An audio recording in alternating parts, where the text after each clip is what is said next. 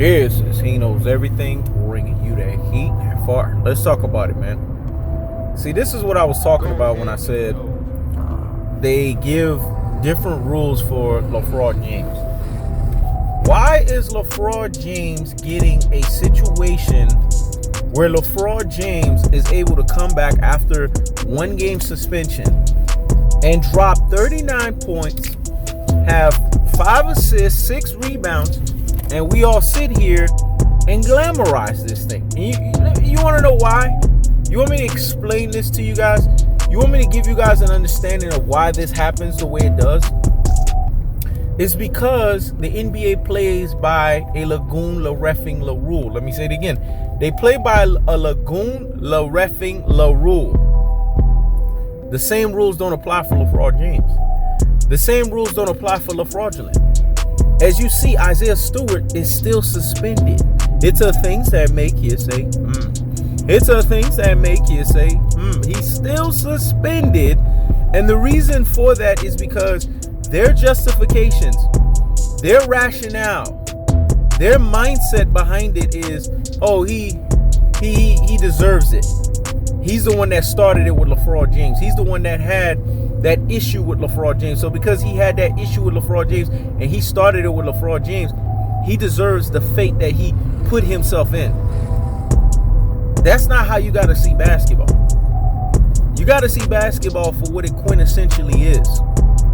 Guys like LeBron James, AAU generation, guys like LeBron James that are in this sportsmanship, nonsensical mindset, they get to play by a different set of rules. He gets to come back after one game suspension. He has a pretty fucking good game. And now the media and the news is all about this guy. And you guys wonder why I have an issue with LeBron James. I don't hate the man. I have an issue with him. And I have an issue with the way the NBA makes the rules different for this guy. This guy initiated, he instigated, and he was the activation of the situation that happened between him and Isaiah Stewart. Does he get fined for it? Do they come after him vehemently? Do they come after him forcefully?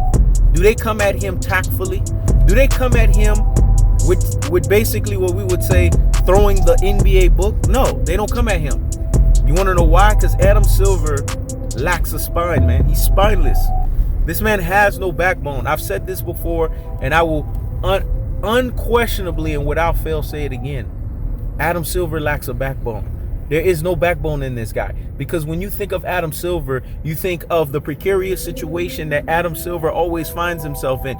You think of the fact that Adam Silver is all about being hands off and leaving it to the supposed goons, the referees, who, by the way, have to answer to Adam Silver. By the way, have to answer to all of the things that Adam Silver has put in place, right? You would think that from a basketball mindset, you would think that from that basketball dichotomy, that's exactly what would take place. That's exactly what would happen. But that's not what happens.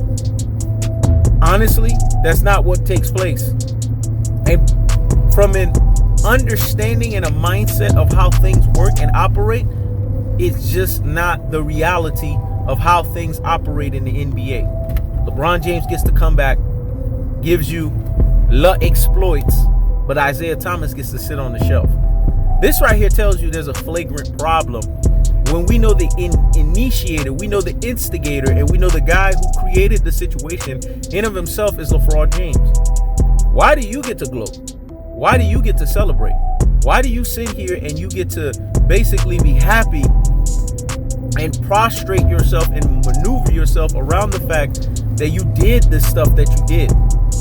It's because the same set of rules don't apply.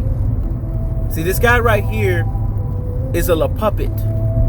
And this is a clear indicator of what La Puppets get. They get the La treatment. They get the La Darling La ship. They get Lagoon La Reffing. They get LBJ Riders Media, LBJ Brigade, LBJ Apologists, and LBJ Stance, i.e. LeBron Tards, to back them up. Oh, LeBron didn't do nothing. It was all Isaiah Stewart. They always got to defend LeBron James. Isaiah Stewart didn't do nothing. All Isaiah Stewart did was just trying to be a good. Isaiah Stewart, he was the one that was fucking the shit up. LeBron James was just trying to be a good Samaritan. LeBron James was just trying to, do what he thought made sense. When we think of basketball, we think of the ideology of basketball, and we think of the mindset that's associated with basketball, we have to ask ourselves these big hot pocket issues. We have to ask ourselves these cardinal rules. What is that? Why does the rule separate itself, delineates itself, distincts itself from LeBron James? It's because of Nike and NBA merger.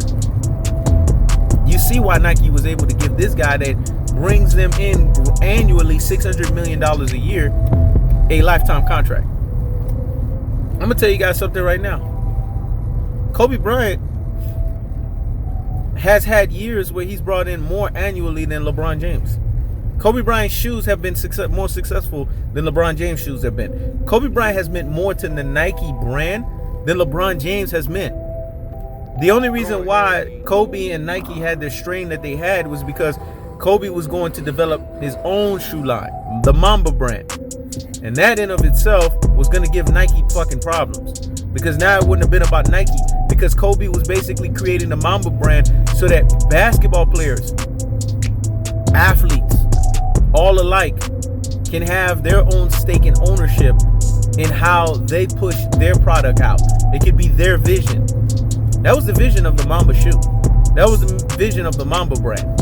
Unfortunately, Kobe wasn't able to realize this because we know he passed away January 26, 2020. But when it's all said and done, and we ask ourselves these big hot pocket issues and big hot pocket topics, we see things for what they are. And what are we seeing here that is evident? What are we seeing here that is obvious? What are we seeing here that is basically telling us the biggest fucking truths?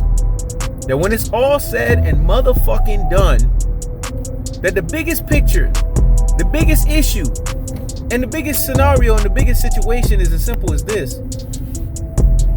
That LeBron James gets to play by a different set of fucking rules. But when we're dealing with Isaiah Stewart, he doesn't.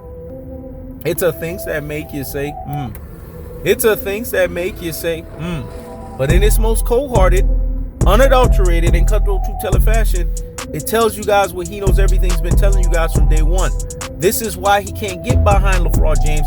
This is why he can't get behind anything that's associated with LeBron James's movement. And this is why he can't get behind anything that is basically delineated by how LeBron James moves. Because why does this guy get to get different rules and different parameters set for him? You want to know why? Because when it's all said and done, this is what the NBA is all about. Prostrating and basically uplifting this guy even when this guy doesn't fucking deserve it. I keeps the foot on the whoop, Diggs. I keeps the foot on the whoop, Diggs. When it's all said and done, before I leave here, this is very evident. A guy misses a game, comes back after 1 game suspension, drops 39 points, 5 rebounds, 6 assists, but he gets to play the next fucking game after 1 game suspension. But Isaiah fucking Stewart has to sit out for 2 fucking games, when in actuality he was the one with the bloody fucking face. I'ma let that marinate in your corpus callosum, let that marinate in your cerebellum, and let that marinate in your medulla oblongata. This is He Knows Everything. Check it out.